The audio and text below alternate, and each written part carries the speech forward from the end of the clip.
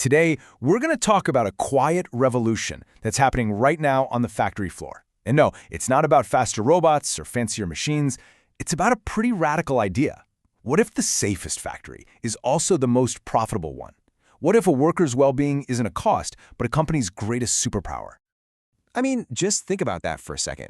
What if a factory's AI could actually see the most dangerous parts of a job and flag them for a fix before anyone ever gets hurt?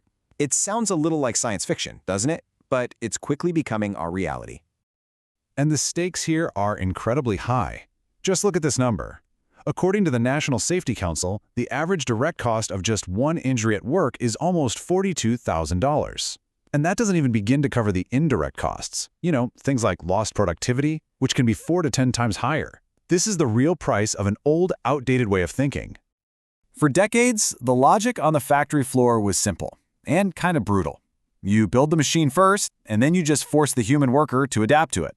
It didn't matter how awkward or strenuous the task was. This whole worker versus machine mindset, well, it came with huge hidden costs, both in dollars and, more importantly, in human well-being.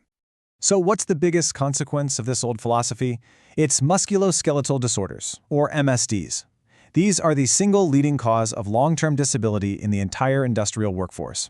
And these aren't just sudden one-off accidents. Nope, they're the result of slow, cumulative damage from years and years of poor ergonomics. So why does this even happen? Let's just break down a simple, really common bad lift. When you bend at your waist, your spine basically acts like a lever. The farther that object is from your spine, the more the force gets multiplied, and all of that incredible pressure gets focused on the discs in your lower back. It's a biomechanical recipe for disaster. And that brings us to the human-centric revolution. This is a complete 180 from the old way of thinking. The new philosophy is so simple, but it's profound.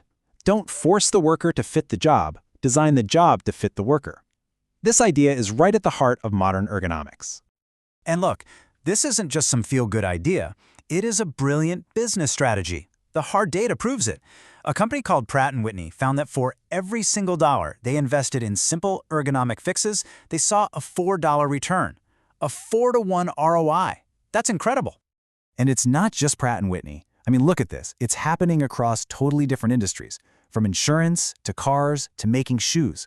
The results are just so consistent. Companies are seeing these massive drops in lost workdays and saving huge amounts of money.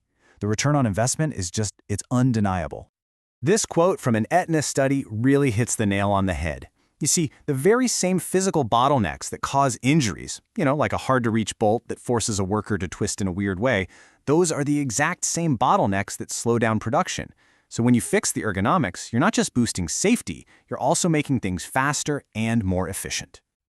So how is this whole revolution actually being put into practice? Well, with some incredible new technology. It's kind of like having a new AI safety officer on your team, one that can see everything, all the time. I mean, think about it. A human supervisor can't be everywhere at once. They get tired, and their observations can sometimes be subjective. But an AI system, using computer vision, it gives you tireless 24/7 monitoring. It doesn't just react to accidents after they happen. It uses data to predict and alert you to risks before they turn into incidents. So how does it see these risks? Well, it uses something called pose estimation, which maps key points on a person's body to automatically flag when a worker is bending or reaching in a risky way. It's way more accurate than the human eye. It can use object detection to instantly spot if someone's not wearing their hard hat. It can even create virtual fences around dangerous machines. And, this is crucial, the leading platforms are taking a privacy-first approach. They blur faces, so they're focused on unsafe behaviors, not on surveilling individuals. Now, prediction is powerful, but the ultimate goal is just designing the risk out of the job from the very beginning. And Ford is a major leader here. They build their entire assembly lines in virtual reality first. They have workers put on full-body motion capture suits to see exactly how a task is going to affect their body, all before a single piece of real equipment is ever installed. And the results are just staggering. By testing everything virtually, Ford eliminates, get this, 90% of all ergonomic issues before a single piece of steel is ever laid down on the factory floor. They solve the problem before it even exists. It's amazing. Now, for the physical tasks that you can't design away, we're seeing the rise of industrial exoskeletons. No, we're not talking about Iron Man suits here. These are practical devices that help a worker's strength and endurance. For instance, BMW uses the ExoVest to support workers' arms when they're doing overhead tasks. And they use something called the chairless chair, which lets workers sit while they're standing. It reduces fatigue and actually improves quality. This whole human-centric approach is also expanding the very definition of what a safe workplace even is. It's growing beyond just physical hazards to also include environmental and even psychological risks. One of these new frontiers is heat stress. You know, with the climate changing, OSHA is now finalizing a new standard that will apply to indoor work too, places like warehouses and foundries. Once temperatures hit a certain trigger, let's say 80 degrees Fahrenheit, companies will be required to have mandatory plans for water, rest, and getting workers used to the heat. And the next frontier, it's psychological safety. There's a new global standard, ISO 45003, that recognizes that things like excessive workload and chronic stress are legitimate workplace hazards, just like an unguarded machine. This is a huge shift. Instead of just telling workers to be tougher, the focus is now on redesigning the work itself to be less stressful.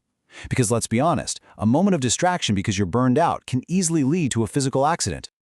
So, when you combine all of this, the smart ergonomics, the AI, the focus on mental well-being, you start to get a clear picture of the factory of the future. And it's not about replacing humans, it's about unlocking their full potential.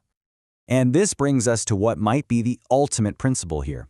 Toyota's Toyotability program redesigned tasks to make them accessible for employees with disabilities. But you know what they discovered?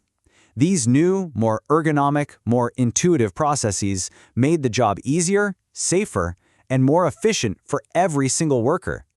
In the end, it really all comes down to this. The data, the case studies, the technology, it is all pointing in one direction.